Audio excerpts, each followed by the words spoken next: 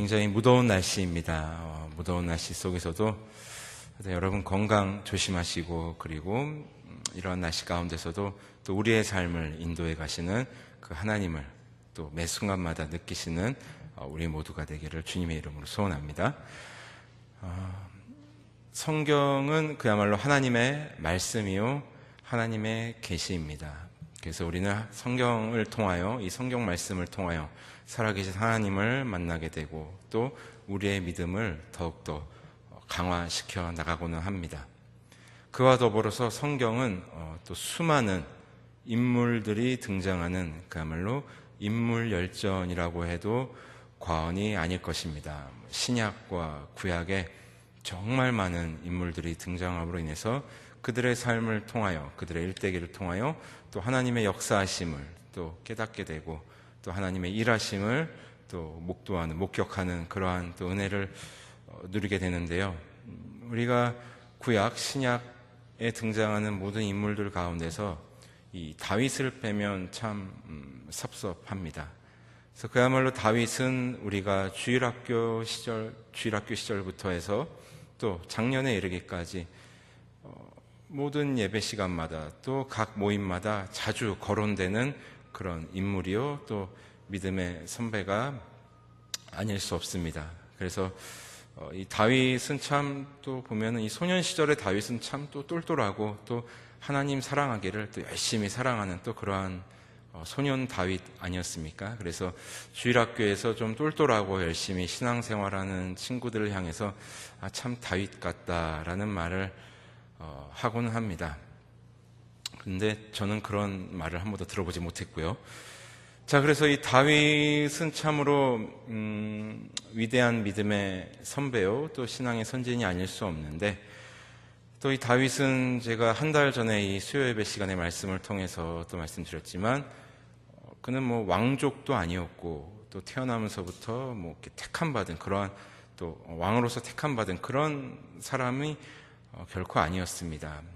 그저 작은 이름 없는 가문에서 태어났고, 또 목동으로서 소년 시절을 보냈고, 또 그렇게 주목받지 못하는 그런 삶이었지만, 그러나 하나님의 또 그 기름 부으심을 받고, 또 이스라엘의 두 번째 왕으로서 또 살아가게 되는 것을 볼 수 있습니다. 또한 소년 다윗은 또 목자였기 때문에 자신의 경험을 살려서 또 시편 23편에서는 또 여호와 하나님을 목자로 또 비유하는 또 그러한 기록을 또 하게 되지요.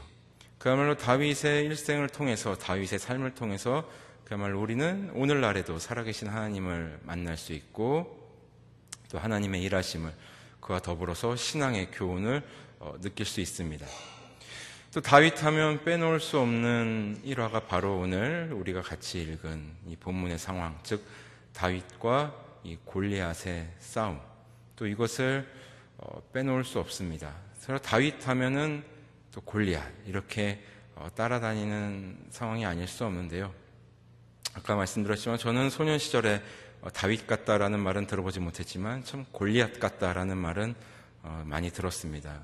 왜 그런지는 저도 모르겠습니다만 여러분 한번 상상해 보십시오.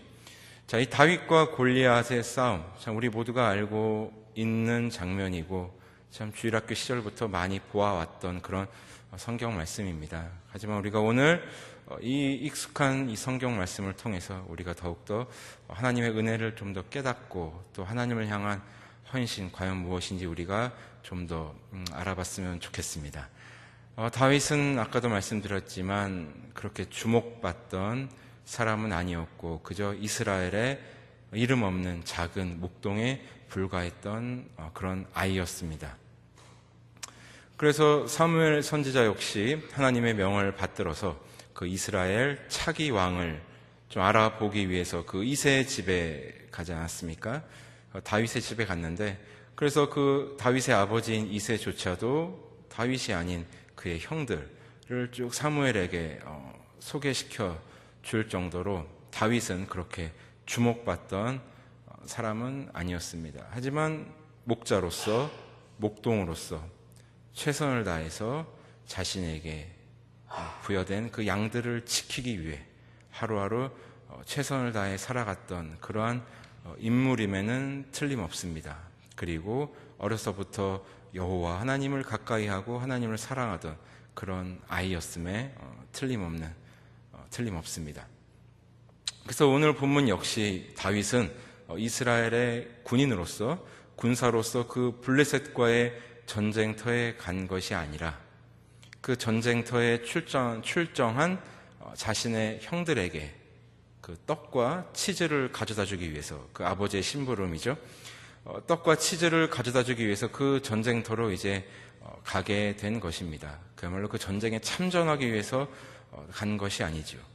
그런데 그 전쟁터에 가보니까 이상한 광경을 목격하게 됩니다. 바로 웬 큰 사람이 저 앞에 블레셋 진영에서 나와서 자신이 믿고 자신이 사랑하는 여호와 하나님을 모욕하고 능욕하는 말들을 막 쏟아내는 것을 보게 됩니다.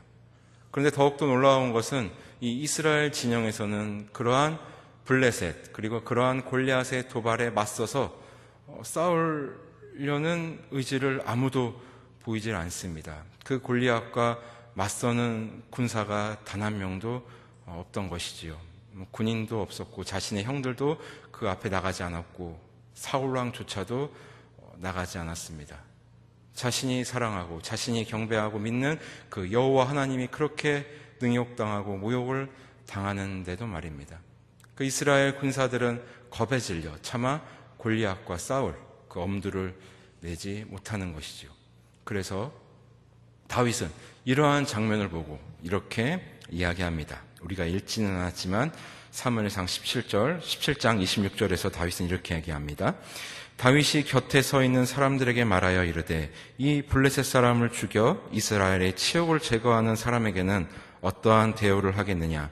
이 할례 받지 않은 블레셋 사람이 누구이기에 살아계시는 하나님의 군대를 모욕하겠느냐? 아무도 그 골리앗과 맞서지 못하는 상황에서 다윗은 호련히 혼자 분노하며 혼자 이렇게 열을 내고 있습니다. 어떻게 살아계신 하나님을 이렇게 모욕할 수 있느냐? 다윗에게는 그 하나님이 모욕당하는 그 말을 들을 귀가 있었던 것입니다. 들렸기에 다윗은 분노할 수 있었던 것입니다. 바라기는 우리 사랑하는 성도님들도 이런 들을 수 있는 귀가 있음으로 인하여 또 하나님을 위한 또 거룩한 분노도 하실 수 있는 그러한 분들이 되시기를 주님의 이름으로 소원합니다. 자, 다윗은 그렇게 분노하였고 자신이 나가서 싸우겠다, 자신이 나가서 저 골리앗을 상대하겠다 이렇게 이야기합니다. 그러자 다윗의 형들이 말리지요. 네가 뭔데 그렇게 나가서 골리앗과 싸우겠느냐? 네가 지키던 양들은 어쩔 것이고 네가 뭔데 저기서 나가서 싸우겠느냐? 그렇게 이야기합니다. 그러나 다윗은 주목 좀 받아보겠다고, 자기 한 명 영웅 되어 보겠다고 그러한 마음으로 나가는 것이 아니라 바로 우리의 목자 되시는 여호와 하나님께서 자신을 비롯하여 이스라엘을 인도하시고 보호하실 것을 믿었기 때문에, 그러한 목자 되시는 여호와 하나님을 신뢰하고 믿었기 때문에 이렇게 용기 있게 믿음으로 말할 수 있었던 것입니다. 그러나 사울은 그러한 다윗에게 이렇게 이야기합니다. 본문 33절입니다. 사울이 다윗에게 이르되 내가 가서 저 블레셋 사람과 싸울 수 없으리니 너는 소년이요 그는 어려서부터 용사임이니라. 상식적으로 현실적으로 봤을 때 너는 저 골리앗의 상대가 될 수 없어. 너는 소년이고 저자는 어려서부터 용사고 일단 체격부터 차이가 나잖아. 이러면서 다윗을 만류합니다. 안 나갔으면 좋겠다. 그러나 방금 말씀드렸던 것처럼 소년 다윗은 그런 골리앗의 체구를 본 것이 아니라, 골리앗의 무기를 본 것이 아니라 자신을 보호하시고 인도하실 또 승리의 그 여호와 하나님을 신뢰했기 때문에, 그리고 그런 경험을 목자로서 이미 하였기 때문에 다윗은 믿음으로 이야기할 수 있었던 것입니다. 본문 34절, 35절입니다. 다윗이 사울에게 말하되 주의 종이 아버지의 양을 지킬 때에 사자나 곰이 와서 양떼의 새끼를 물어가면 내가 따라가서 그것을 치고 그 입에서 새끼를 건져내었고 그것이 일어나 나를 해하고자 하면 내가 그 수염을 잡고 그것을 쳐 죽였나이다. 맹수들의 공격 속에서도 자신은 목자로서 최선을 다해 양들을 지켰고 그 양을 지키던 자신을 보호하시고 인도하시는 그 하나님을 신뢰하였기 때문에 다윗은 용감하게 또 믿음으로 이야기할 수 있었던 것입니다. 여러분, 다윗은 하나님 앞에 어떤 거창한 기도나 왕이 되겠다 이런 말을 한 적이 한 번도 없습니다. 그저 막내 아들로서 또 목동으로서 자신이 지켜야 될, 돌봐야 될 양들을 하루하루 최선을 다해 그리고 자신의 목숨 바쳐 지켜가며 살아왔던 그러한 소년이었습니다. 그리고 그 가운데서 하나님의 인도하심과 보호하심을 이미 몸소 경험했고 그것을 믿었던 또한 믿음의 사람이었습니다. 그렇기 때문에 그에게는 블레셋 군사들도 골리앗의 그 거대한 몸집과 무기도 문제될 것이 없었던 것입니다.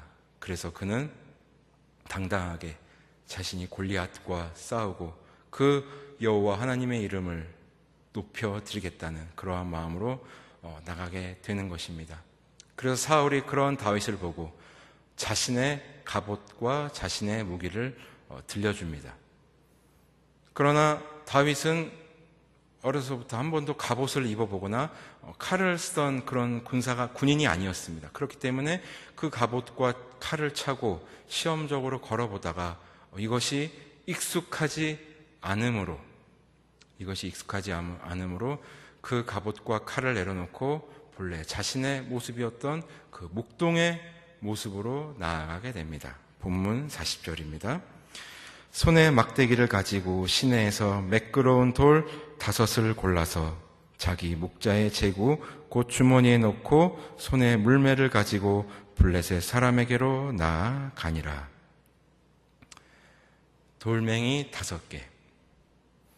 다윗의 그 유년 시절을 대변할 수 있는 그러한 단어가 아닐 수 없죠. 돌멩이는 어떤 특별한 무기도 신비로운 도구도 아닙니다. 그저 발에 치이고 또 누구 하나 눈여겨보지 않는 그저 흔한 돌멩이에 불과한 것입니다. 그러나 다윗에게는 그 돌멩이야말로 자신의 양을 지키던 최고의 무기였습니다. 그리고 그 익숙한 돌멩이로 여호와 하나님의 이름과 또 여호와 하나님의 그 승리를 되찾기 위한 최고의 무기가 아닐 수 없었습니다. 바로 그 흔한 돌멩이가 다윗의 손에 들려지고 또한 그 다윗의 삶을 하나님께서 사용하셨을 때 그러한 기적 같은 일은 벌어지게 된 것입니다. 저는 개인적으로 이러한 모습이 하나님 앞에 올바른 헌신이 아닐까 이렇게 생각이 되어집니다.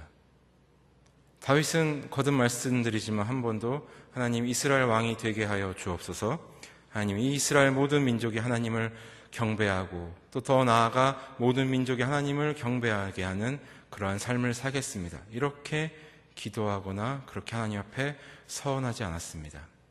그저 목동으로서 자신에게 맡겨진 양들을 보호하기 위해 하루하루 최선을 다하였고 때로는 목숨을 또한 내걸고 그 양들을 지켰습니다. 그리고 그러한 모습으로 그러한 자신의 삶을 알기에 그러한 삶 속에서 인도하시는 하나님을 신뢰하고 하나님을 믿었기에 또 목자 되시는 여호와 하나님께서 이 전쟁 가운데서 이스라엘을 저 블레셋에서부터 승리케 하시고 인도하실 것을 굳게 믿었던 것입니다. 그래서 다윗은 37절에서 이렇게 고백하는 것입니다. 오늘 본문 37절입니다. 또 다윗이 이르되 여호와께서 나를 사자의 발톱과 곰의 발톱에서 건져내셨은즉 나를 이 블레셋 사람의 손에서도 건져내시리이다. 사울이 다윗에게 이르되 가라, 여호와께서 너와 함께 계시기를 원하노라. 자신의 양들을 맹수 가운데서 지켜주신 그 여호와 하나님을 믿었기에, 그리하였기에 다윗은 그러한 믿음으로 골리앗을 향하여 당당하게 걸어 나가고 있는 것입니다. 그의 삶에 최선을 다하고 그 삶 속에서 인도하시는 하나님을 믿었기에 그는 이렇게 당당하게 나갈 수 있었던 것입니다. 다윗이 했던 것은 자신에게 부여된 그 하루를, 자신에게 그 목동으로서 살아갈 수 있는 그 하루하루를 하나님 앞에서 최선을 다해 살아갔던 것, 바로 그것 하나였습니다. 또한 하나님은 다윗의 그러한 삶의 자세를, 삶의 모습을 아셨기 때문에 이러한 또한 특별한 기회를 허락하셨는지 모르겠습니다. 그렇기 때문에 다윗은 오늘날도 믿음의 선배로서 오늘날 우리에게도 또한 신앙의 좋은 교훈을 주고 있는 것입니다. 여러분, 이 현재라는 단어는 영어로 했을 때 이 선물과 동의어입니다. 즉, 우리의 지금 현재는 하나님의 선물이라는 것입니다. 작은 선물에 기뻐하고 감사하는 자에게는 더 큰 선물이 따라오기 마련입니다. 목동으로서의 삶에, 그 현재에, 그 하나님의 선물에 최선을 다했기에 하나님은 다윗에게 이스라엘의 두 번째 왕으로서의 큰 선물도 허락하게 되신 것입니다. 그의 삶에 최선을 다하지 않았다면, 그 하루하루에 힘을 다하여 살지 않았다면 결코 주어질 수 없는 그러한 하나님의 은혜였던 것입니다. 여러분, 하나님을 향한 헌신, 바로 우리에게 부여하신 이 선물, 이 현재에 충실하게 하루하루 살아가는 것입니다. 그렇게 우리의 그 돌멩이 5개를 우리 손에 쥐어지고 또 우리의 삶을 하나님 앞에 의탁드릴 때 하나님께서는 평범하게 보일 수 있는, 특별하지 않게 보이는 우리의 삶을 통하여 역사하시는 것입니다. 우리의 삶이 그렇게 특별하게 보이지 않을 때가 있습니다. 우리는 그냥 서민에 불과하고, 우리는 고위공직자도 아니요, 연예인도 아니요, 정치인도 아니요, 어떤 재벌도 아닙니다. 저 역시 마찬가지입니다. 그저 특별하지 않은 그런 인생의 모습들일 수도 있고, 또한 그것이 사실입니다. 그러나 여러분, 우리가 그럴지라도 하나님께서 우리에게 부여하신 그 현재에 최선을 다해서 살아간다면 주님께서는 바로 우리의 그 삶을 통하여 하나님의 역사를 이루어 가신다는 것입니다. 분명히 세상의 시각과 하나님의 시각은 차이가 있게 마련입니다. 보잘것없는 그 돌멩이 5개가 다윗의 손에 들리고, 그리고 그 다윗과 함께 하신 그 하나님의 역사하심으로 인하여 기적은 일어났고 골리앗을 쓰러뜨릴 수 있는 최고의 무기가 되었습니다. 그러므로 사랑하고 존경하는 성도 여러분, 하나님의 법칙은, 또 하나님의 그 일하심은 우리의 현장과 동떨어지신 분이 아닙니다. 여러분, 이것을 생각하시면 틀림없습니다. 예수님께서 제자를 부르실 때, 특별히 베드로를 부르실 때 그의 삶의 현장으로 찾아가십니다. 최선을 다해 갈릴리 호숫가에서 그물을 내리고 그물을 올리는 그 베드로를 보시고 예수 그리스도께서 제자로 부르시고 하나님 나라를 그의 손에 맡기십니다. 그가 하루하루 그의 삶에 최선을 다했기에 베드로는 하나님을 향해 하나님 나라를 위해 헌신할 수 있게 된 것입니다. 어디 베드로뿐만 그렇습니까? 사도 바울도 그랬고, 또 더 나아가서는 우리 역시 그런 하나님의 백성인 줄 믿습니다. 바라기는 우리의 현재가, 우리의 삶이 비록 작아 보일지라도 하나님께서 주신 선물임을 깨달아 하루하루 최선을 다해 하나님 앞에 서는 그날까지 힘을 다해 살아가는 우리 모두가 되었으면 좋겠습니다. 혹시 여러분 가운데 이런 분이 있는지 모르겠습니다. 이미 나는 다 살아서 그저 하나님 앞에 가는 순간만 기다리고 있어 라고 생각하시는 분들이 계실지 모르겠습니다. 그런 분들께 손잡벌 되는 사람으로서 감히 부탁드리는 것은 여러분들께서 하나님 앞에 올바로 서는 그러한 삶의 모습을 우리 믿음의 후배들에게 보여주시는 그런 좋은 믿음의 선배님들이 되어주셨으면 좋겠습니다. 여러분들이 그러한 믿음의 길을 걸어가신다면 저 같은 믿음의 후배들이 여러분들의 모습을 보고 닮기 위해 더욱더 노력하지 않겠습니까? 그러한 우리 삶이 되었으면 좋겠습니다. 아무쪼록 우리 모두의 삶이 다윗처럼, 베드로처럼, 바울처럼 우리에게 부여하신 이 하나님의 선물 하루하루를 허투루 살지 않음으로 인하여 온전히 하나님께 우리의 삶을 살아드리고 그것이 그야말로 하나님 보시기에 최고의 헌신이 되어서 우리의 삶을 통하여 하나님이 드러나고 하나님의 역사가 이루어지는 날마다 그 하나님의 은혜가 펼쳐지는 그러한 복된 삶이 되시기를 주님의 이름으로 소원합니다. 하나님 감사합니다.